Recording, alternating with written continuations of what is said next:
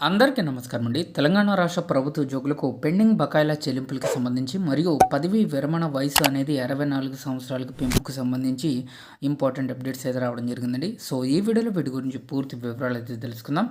So ముందుగా వీడియోని support చేసే వారందరూ కూడా వీడియోని ఒక లైక్ చేసి ఇటువంటి తాజా మరియు జెన్యూన్ అప్డేట్స్ తెలంగాణ ఎంప్లాయీస్కి సంబంధించి అప్డేట్స్ తెలుసుకోవాలి అంటే ఛానల్ని సబ్స్క్రైబ్ చేసుకోండి, వీడియోని ఒక లైక్ చేయండి.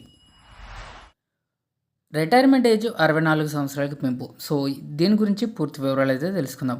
సో యాక్చువల్గా తెలంగాణ గవర్నమెంట్ ఎంప్లాయీస్ తన ఉద్యోగుల పదవీ విరమణ వయో పరిమితిని ఇప్పుడున్న 61 సంవత్సరాల నుంచి 64 ఏళ్ళకి పెంచేందుకు సూత్రప్రాయంగా నిర్ణయం తీసుకున్నట్లయితే తెలుస్తుందండి. యాక్చువల్గా తెలంగాణ రాష్ట్రంలో ప్రభుత్వ ఉద్యోగుల యొక్క ఏజ్ అనేది రిటైర్మెంట్ ఏజ్ 61 ఇయర్స్గా ఉంది. సో దీన్ని 64 ఇయర్స్కి పెంచేందుకు ఇప్పుడు ప్రణాళికలు అయితే చేస్తున్నట్లుగా విశ్వసనీయ సమాచారం అయితే వస్తుంది. అంటే మరో 3 సంవత్సరాలు ఈ రిటైర్మెంట్ ఏజ్ పెంచేందుకు సర్కార్ అయితే ఆలోచిస్తుంది. అయితే రిటైర్ అయిన ఉద్యోగుల బెనిఫిట్స్ చెల్లించేందుకు నిధులు లేని నేపథ్యంలో ఈ నిర్ణయం తీసుకున్నట్లు అధికార వర్గాలు అయితే చెబుతున్నాయి. దీనిపై జూన్ 2వ తేదీన అధికారిక ఉత్తర్వులు విడుదలయ్యే అవకాశాలు ఉన్నట్లయితే సమాచారం అయితే వస్తుందండి.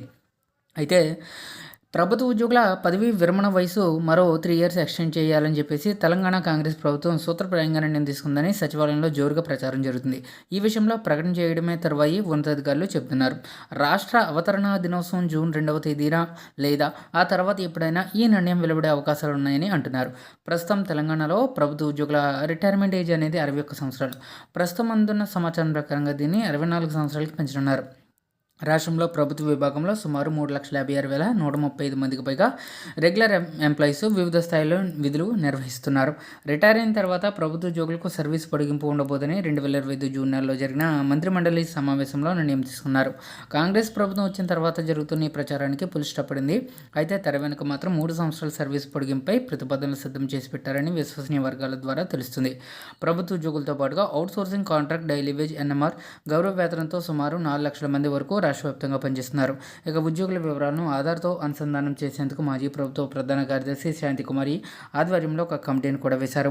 ఆ కమిటీ శాఖల వారీగా విభాగాల అధిపతుల వారీగా విధులు నిర్వహిస్తున్న అవుట్సోర్సింగ్ కాంట్రాక్ట్ డైలీ వేజ్ గౌరవ వేతనంతో పనిచేస్తున్న వారి వివరాలు integrated financial management and information system web portal ద్వారా కమిటీ సేకరించింది. గత నెల వరకు అందిన వివరాల ప్రకారంగా సుమారు 4 లక్షల మంది వరకు పనిచేస్తున్నట్లు తేలింది. ఇంకా లెక్కలను మదింపు చేసే పనిలో ఆర్థిక శాఖ అయితే ఉందండి.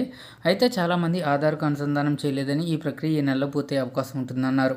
సో ఆధార్ అనుసంధానం ద్వారా ప్రభుత్వ పథకాలు ఎవరు పొందుతున్నారో వారి హోదా వివరాలు కూడా ప్రభుత్వం అయితే సేకరించింది. సో ఈ విధంగా ప్రత్యేక తెలంగాణ ఏర్పడిన తర్వాత పెద్ద ఎత్తున ఉద్యోగ నియామకాలు ఉంటాయని ఆశించిన యువతకు నిరాశ ఎదురైంది. సో లక్షలాది మంది ఉద్యోగాలు వస్తాయని తమ బతుకులు బాగుపడతాయని ఊహించిన యువత తీవ్రంగా అయితే నష్టపోయింది. బీఆర్ఎస్ పాలనలో నియామకాలు చేపట్టకపోవడం మూలంగా ఒక జనరేషన్ పూర్తికి ఉద్యోగ అవకాశాలు కోల్పోయింది. ఇక ఉద్యోగ విరమణ ప్రయోజనాలు వేల కోట్లు ఉండడంతో రిటైర్మెంట్ వయసును 61 ఏళ్లకు పెంపుదల చేసి ఆ గండం నుంచి బీఆర్ఎస్ బయటపడింది. అలా సర్వీస్ పొడిగింపు పొందిన వారు కాంగ్రెస్ ప్రభుత్వ హయాంలో రిటైర్ అవుతున్నారు. వీళ్ళకి రిటైర్మెంట్ బెనిఫిట్స్ చెల్లించకుండా బడా కాంట్రాక్టర్లకు డబ్బులు చెల్లిస్తుందనే ఆరోపణలు కూడా ఉన్నాయి. ఆర్థిక శాఖ వద్ద వేల కోట్ల పెండింగ్ బిల్లులు రిటైర్ అయిన వారిని సర్వీస్లో ఉన్న వారివి కూడా ఉన్నాయి. ప్రతినిత్యం వందలాది మంది రిటైర్డ్ ఉద్యోగులు బీఆర్ అంబేద్కర్ తెలంగాణ సచివాలయంకి వచ్చి రక్తహస్తంతో వెనక్కి అయితే వెళ్తున్నారు. సో ఈ 61 నుంచి 64 పెంచాలని నిర్ణయించినట్లు విశ్వసనీయ సమాచారం వచ్చింది కాబట్టి సో చూద్దామండి దీని గురించి ఎటువంటి అప్డేట్ అయితే వస్తుందో.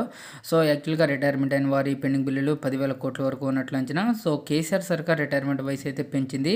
సో ఇప్పుడు 58 నుంచి 61 సంవత్సరాలకి పెంచేటప్పుడు నిర్ణయం తీసుకున్నారు. దీంతో రిటైర్ అయ్యే వారి సంఖ్య గణనీయంగా పడిపోయింది. రిటైర్ అయ్యే వారికి సకాలంలో చెల్లించకపోవడంతో ఆ బకాయిలు కూడా ఇప్పుడు అధికారంలోకి వచ్చిన కాంగ్రెస్ సర్కార్పై పడింది.